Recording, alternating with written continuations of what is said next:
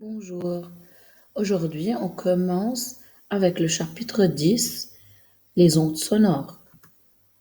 Les ondes mécaniques, par exemple, une onde mécanique c'est une perturbation qui se propage dans un milieu matériel, c'est-à-dire un solide, dans un liquide ou dans un gaz, avec une vitesse qui dépend de ce milieu, c'est-à-dire la vitesse de l'onde ou de ce changement va différencier entre un solide et liquide ou dans un gaz. Une onde, ou cette perturbation qu'on a parlé, transporte l'énergie mais ne transporte jamais la matière.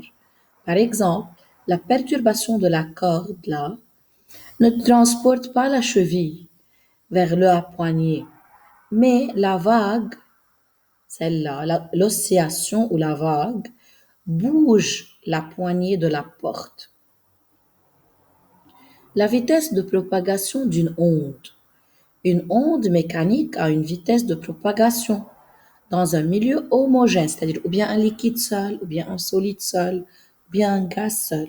Même dans un gaz, va être homogène.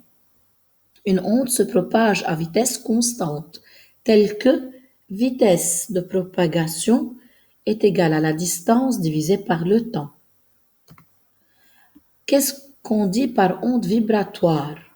Lorsqu'un corps est suspendu à l'extrémité libre d'un ressort, comme la figure, il se déplace de haut en bas, ou bien, comme ça, comme la pendule, il se déplace du point A vers le point B. Nous appelons cela le mouvement vibratoire. Tandis qu'un mouvement périodique, une onde est dit périodique si elle se répète à des instants successifs, c'est-à-dire une durée constante appelée période. Par exemple, si entre A et O, 5 mètres par exemple, pour 2 minutes, elle a pris comme temps 2 minutes pour se déplacer. Encore entre O et B, 5 mètres, et encore la bille a eu 2 minutes pour se déplacer. Donc c'est le même temps et la même durée de temps. Alors on dit que le milieu, l'onde est périodique. Elle se répète identique à elle-même pendant une période précise dans le temps. Les caractéristiques des ondes en général, la période, qui est la distance entre deux crêtes, deux creux, ou bien le début et la fin d'une onde. Crête, c'est-à-dire le pic le plus haut, creux, le pic le plus bas. L'amplitude, c'est l'écart entre l'axe du temps avec la crête ou entre l'axe du temps avec la creux. La période T, c'est la durée d'une onde. T égale 1 sur la fréquence. La fréquence qui est en Hertz est le nombre d'ondes qui se répètent en une seconde, tel que F égale 1 sur T. L'amplitude A, qui est l'écart maximal entre crête et creux avec l'axe du temps, elle est mesurée en mètres. La longueur d'onde lambda, c'est même que la période, mais mesurée en mètres. La distance parcourue d'une onde.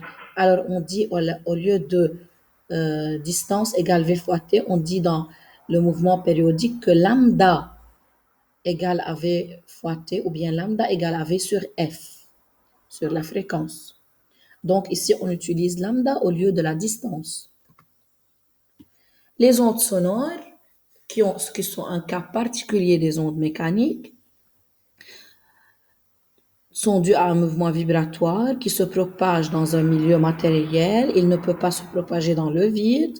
Il se propage, comme on a dit, dans les solides plus que dans les liquides et les gaz. En se propageant, l'onde sonore ne transmet pas la matière, mais transmet l'énergie. En plus, puisque c'est sonore, il y a un émetteur qui donne la voix et un receveur qui reçoit cette voix. Elles sont caractérisées par 3 classes. Les fréquences audibles, entre 20 et 20 000 Hz. Il y a des sons graves, des sons médiums, des sons aigus, des sons inaudibles et des sons ultrasons. Les infrasons sont les fréquences inférieures à 20 et ne peuvent pas être entendues par l'homme, mais peut-être par quelques animaux. Les sons audibles compris entre 20 et 20 000, les basses fréquences sont les graves, les hautes fréquences sont aiguës. Les ultrasons sont des fréquences plus que 20 000